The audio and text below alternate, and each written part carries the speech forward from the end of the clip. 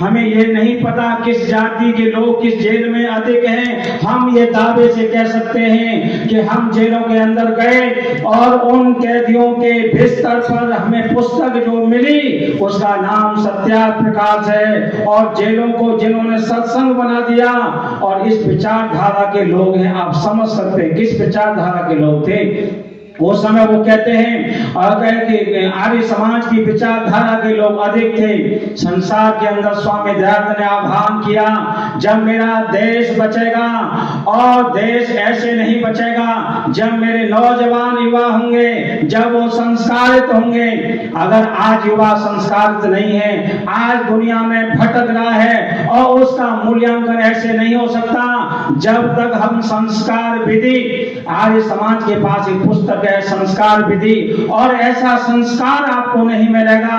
बच्चे का जन्म नहीं हुआ और जन्म लेने से पहले 3 संस्कार हो गए। अगर हमने बच्चों की उंगली नहीं पकड़ी, आज आधुनिक युग है, हम समाज की बात करते हैं, यहाँ 2 धारा हैं, एक पुरानी विचारधारा है, एक नई विचारधारा है। दोनों का समन्वय नहीं होगा, दोनों की संधि नहीं होगी, दोनों पास नहीं बैठेंगे, तब तक हमारे जीवन का समाज का उत्थान नहीं हो सकता।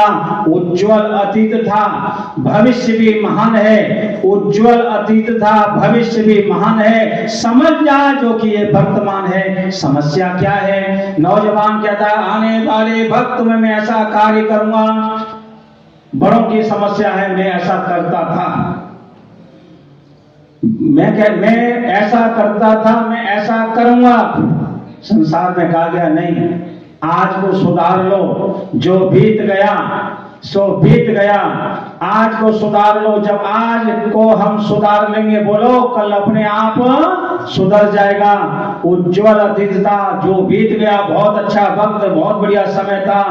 और भविष्य के सपने मत बुनो, आज का समाज का उत्थान कर लिया। नौजवानों के पास हम जाएंगे और नौजवानों से ही कहेंगे देखो हम क्या कार्यक्रम करना चाहिए। मैं अधिकारियों से निवेदन करूंगा आप सबसे, प्रचार तंत्र बदलना भी चाहिए समय के हिसाब से।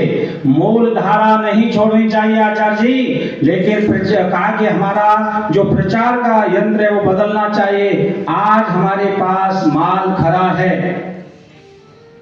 आज हमारे पास गुप्ता जी माल खरा है। पैकिंग यदि बोलो, आज माल खरा है हमारे पास, पैकिंग बढ़िया नहीं है मार्केट में। लोगों के पास माल बढ़िया नहीं है, पैकिंग उनकी अच्छी है। आज लोगों के कार्यक्रम में आकर्षण क्यों है? आज लोगों उनके नौजवान कैसे खिंचे चले जाते हैं। बहुत सारे संप्रदाय के अंदर देखें कि नौजवानों की वहां सेवा करने वालों की भीड़ है। हम ये मूल्यांकन करें, आज के प्रवचन में हम नौजवानों को अपने साथ क्यों नहीं जोड़ पा रहे, उनके अनुकूल कार्यक्रम क्यों नहीं बना पा रहे। आज का नौ समाज हमारे से क्या अपेक्षा करता है? अरे दयानंद का युग देखते हैं, राष्ट्र के निर्माण में जिस समय स्वामी दयानंद आर्य समाज के प्रचार में होते हैं, कौन भूल सकता है स्वामी श्रद्धानंद महाराज को।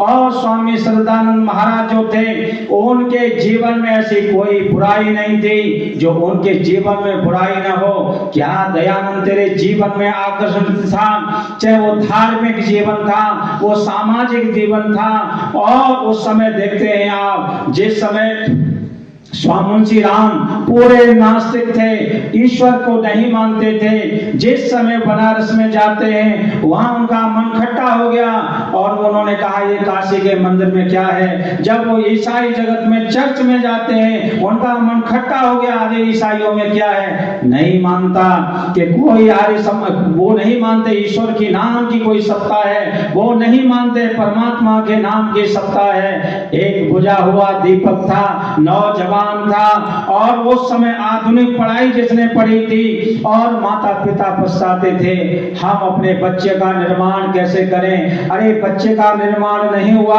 तो बोलो माता पिता का जीवन भी भार के समान हुआ करता है। और कहते हैं तुम चलो तो सही, तुम्हें मंजिल मिल जाएगी, पुकारो तो सही, तुम्हें राह मिल जाएगी। और वही नौजवान बरेली के अंदर जिस समय गेरुए